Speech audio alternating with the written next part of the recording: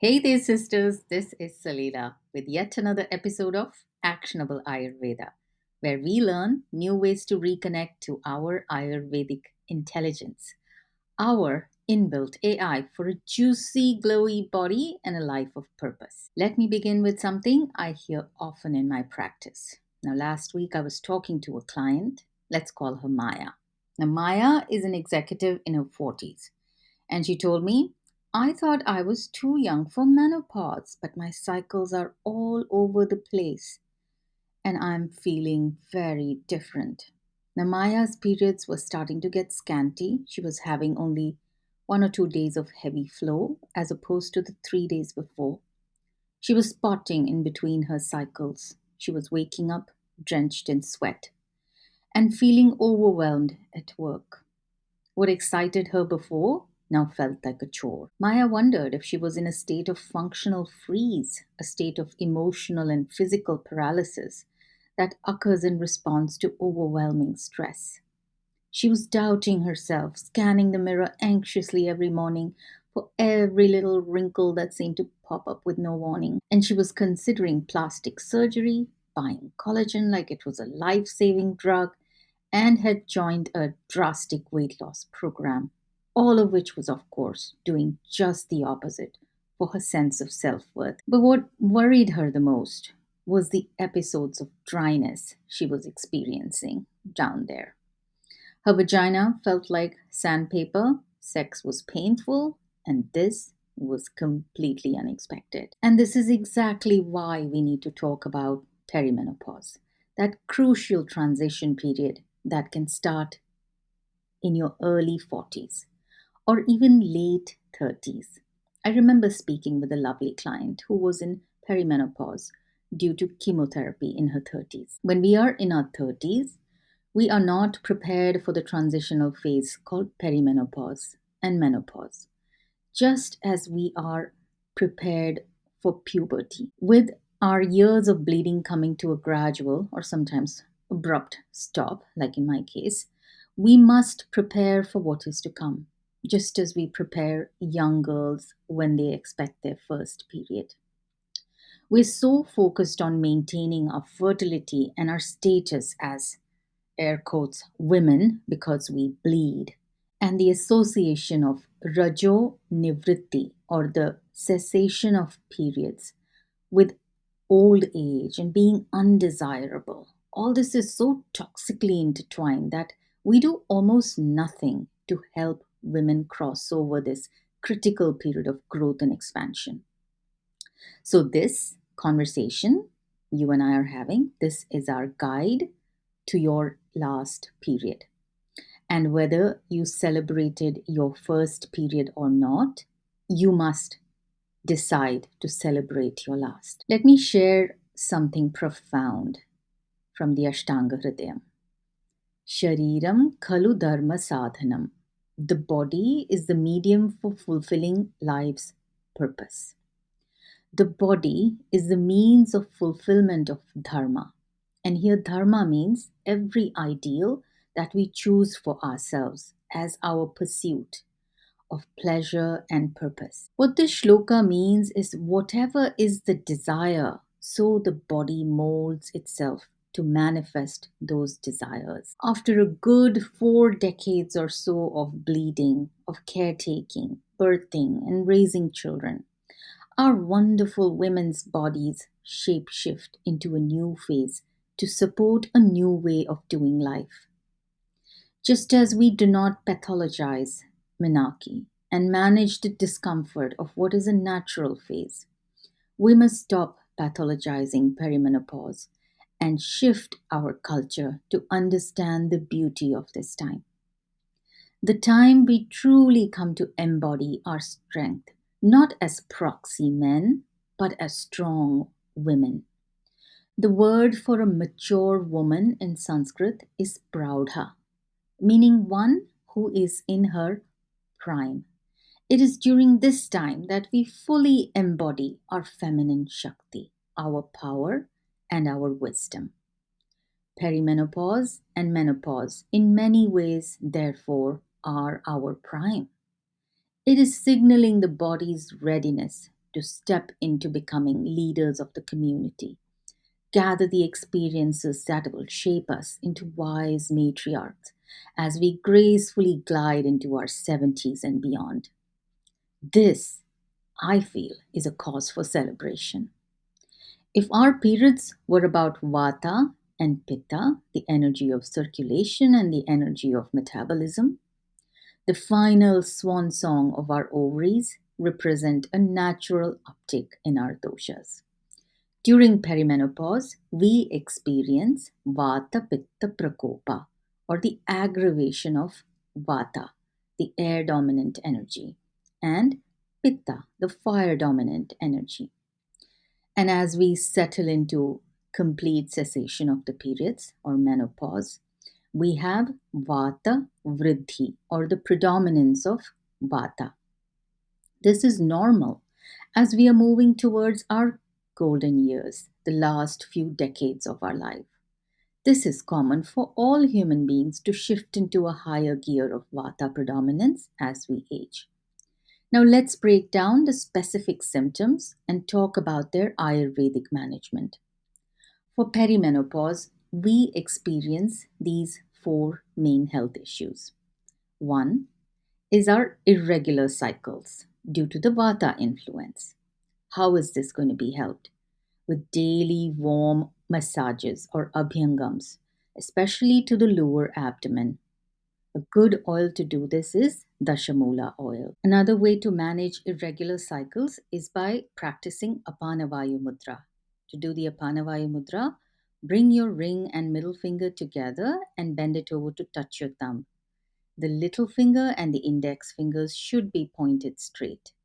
You can do this on both hands. This is the mudra that governs all the energies of elimination, and this is definitely helpful in easing the disrupted flow. The second aspect we must pay attention to is manovikara, or the management of the interplay of vata and pitta imbalances that affect our mood swings.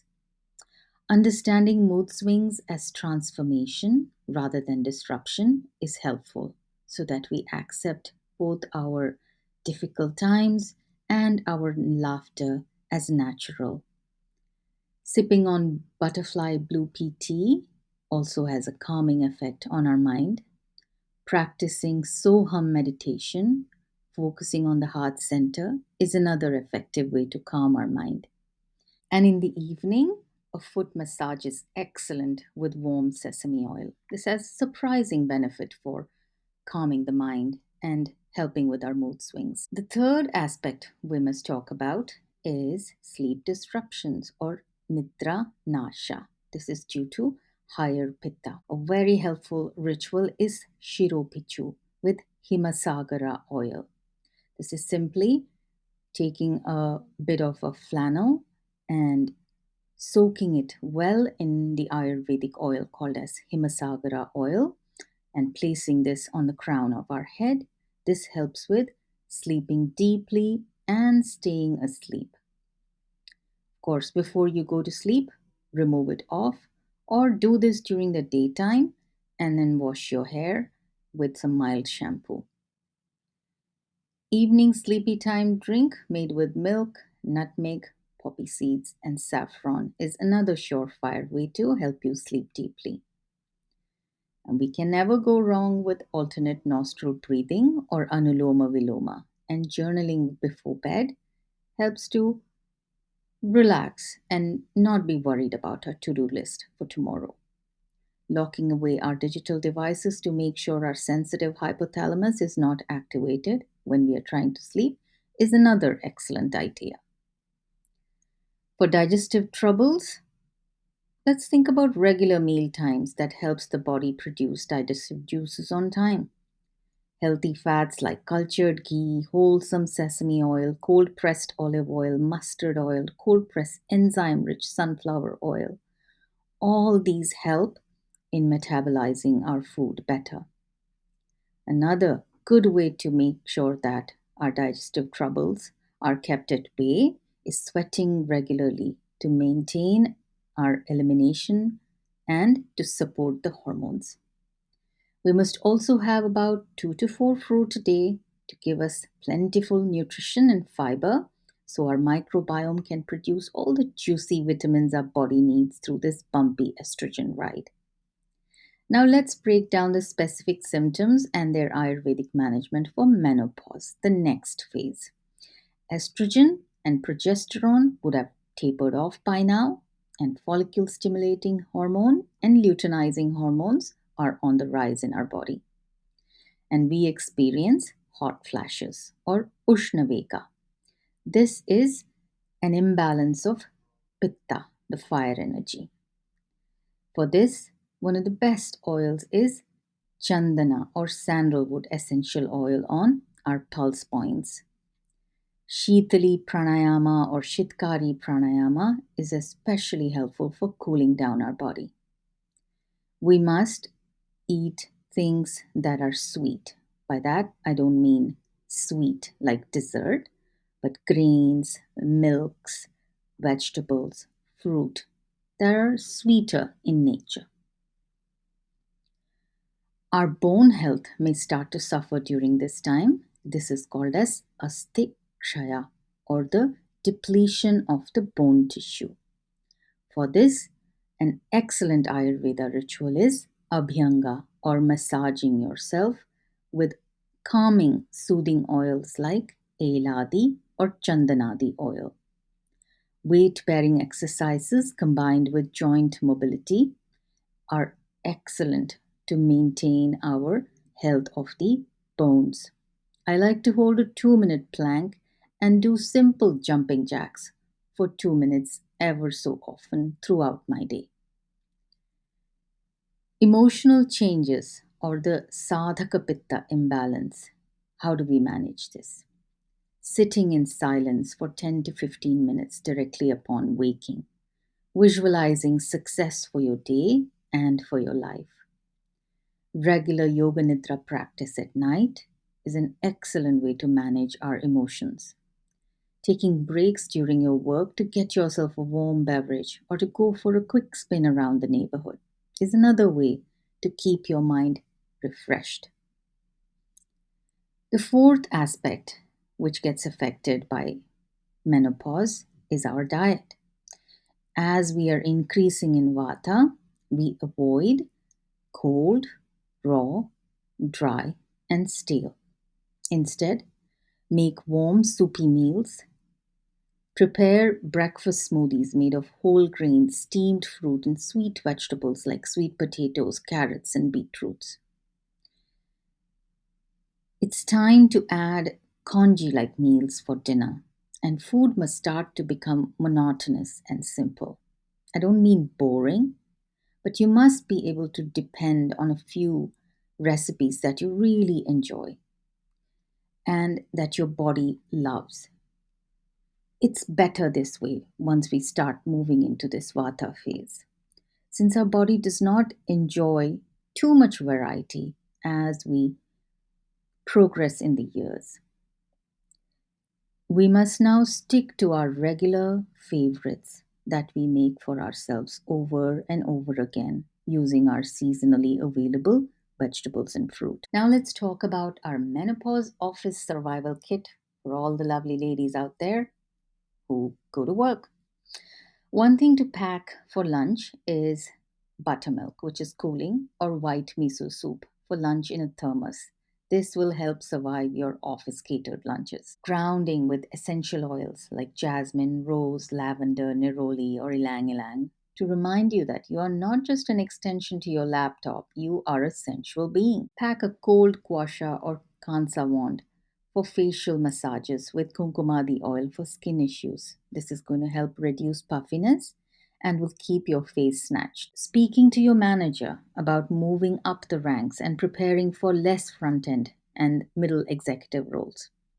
Have a plan in place to upskill if needed so you move up to leadership or senior roles, or perhaps step into your power as an entrepreneur. Perimenopause will be punishing if our work stress levels are the same as before. We must have increased autonomy and a more relaxed work atmosphere to survive. Now let's talk about the elephant in the room, libido during perimenopause. First of all, let's understand that estradiol, progesterone, testosterone are in both genders. Just because estrogen gets low and tapers off does not mean that we are no longer feminine. If you have relied heavily on your sexuality during your adult years, this is the time to lean into your sensuality. Freud believed that libido is tied to the pleasure principle, the zest for life. And you are using your pleasure for life when you smell daffodils that are bravely pushing through the concrete pathways.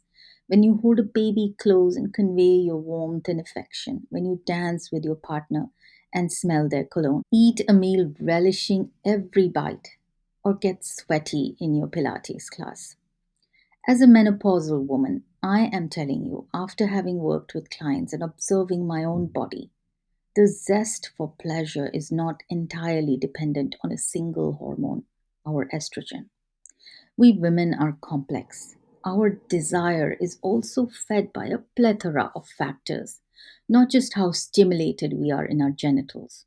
We don't have a drug like Viagra precisely because of how we feel depends on our ability to feel safe, draw from our memories, use our imagination, play, and relax. Menopause is a beautiful time to move into truly loving life the way we did before we hit puberty. This is the time to love life and live it for our own selves, our dreams, our goals, at our own pace. This is the time to truly embody the feminine divine principle. When we are ovulating, it's so easy to get deafened by the loud screams of our body for a partner and a mate. As deeply loving, empathetic, sensitive women, it is so easy for us to put the man on a pedestal and be of service to his wishes, get pulled into his direction, his orbit. A feminine woman loves it all. She loves to take what a man gives her, multiply it 100 times, and shower him back with all that love. A man shares his dreams with her, and she puts all her energies into manifesting it, into supporting him through it.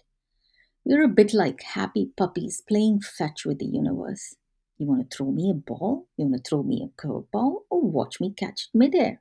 And we don't care if this extreme focus on the partner and his wishes leave us feeling depleted. We have to catch ourselves, and we do. And we refill our cups regularly, cyclically, through self care and downtime with our friends. But the partner is always the star. The children are the stars because Mama Estrogen is driving us, rewarding us with pleasure and bonding, feeling of purpose, and an illusion that this is ultimate bliss, the ultimate meaning for our life. And we get fooled into thinking so. Perimenopause and menopause is the gift of returning home to our own bodies, reclaiming the innocent joy of life we once experienced as 8-year old girls. I could speak endlessly of my joy as a girl, playing with my kittens, climbing trees, getting lost in the whorls of purple dahlias, bobbing in the rain outside my bedroom window. Menopause brings us back and places us firmly as our own pole stars. We move from external validation to inner authority. Yes, my body too went through hot flashes and increased anxiety, greater brittleness around stressful events. The pandemic did not help. Losing significant relationships did not help. And God knows, watching my parents prepare for their departures is not helping either. However, I have pleasantly discovered that Ayurveda has stood the test, and now I am a much happier, more settled person than I have ever been before. My body is juicy, my mind is calm, and I'm focused on my own priorities for the first time, my legacy, and my remaining time in the world, which is potentially another 5 to 6 decades of life. And that is a long time for us to celebrate our own selves, to make poetry out of our own lives without the punishing pull of estrogen during our period days. This is our time to step into our role as leaders and future matriarchs. And you know, We women are complex. Our bodies and our life phases are textured and nuanced. We get to play life differently with each decade, and that's the beauty of it. Perimenopause is the time to value your accumulated life experiences, to completely trust your inner knowing. And it is so freeing that we can now make decisions from a place of wisdom without external influences. You may find others reaching out to you for support, and this is your opportunity to share your insight with others, as this is a time of increased power and wisdom.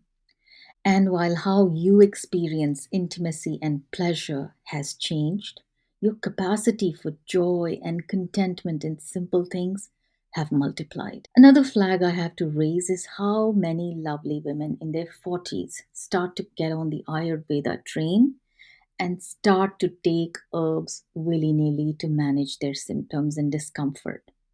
I have to tell you about Vi. Before she came to me, she was taking a cocktail of lemon, turmeric, and ashwagandha on an empty stomach every morning. This is asking for trouble. No wonder her body was erupting in boils everywhere. Her hot flashes were out of control thanks to the pitta bomb she was drinking. Also, functional doctors prescribing Ayurvedic herbs without understanding the gunas and how they imbalance the doshas does more harm than good to their clients. Before I say bye, here is a quick rundown of what we must remember. Perimenopause is not early menopause. It's its own unique phase. We manage the symptoms through diet and lifestyle. And if we do it well, we are on the way to a long, healthy life of purpose. Each phase needs different kind of support. So reach out to me or to a practitioner you trust for managing the discomfort.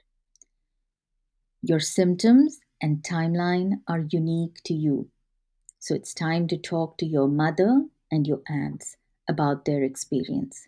It's important to understand your family history and to be aware of any health challenges they faced so you can brace yourself. Both phases are natural transitions, not medical conditions. And there are many ways, both holistic and allopathic, to help you find relief and have great quality of life.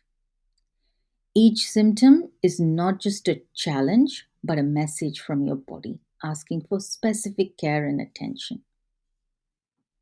And I'm here to remind you that Mother Nature always rewards us, even when she puts us through discomfort. Let me tell you the story of the American eagle, which is a great symbol for this time of our life. At around age 40, the American eagle loses its talons and is unable to hunt for prey. Many die, but some eagles do the unthinkable. She rips up every feather on her body and goes into a fasting mode unto death. But instead of dying, this activates her healing.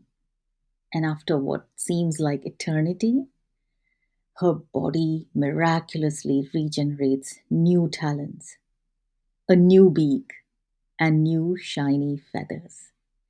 And she goes on to live for decades after. The way we care for ourselves during these critical years of change lays the foundation for the rest of our lives. This is Salila signing off. Until next week, stay juicy, stay radiant, and glowy like the goddess you are.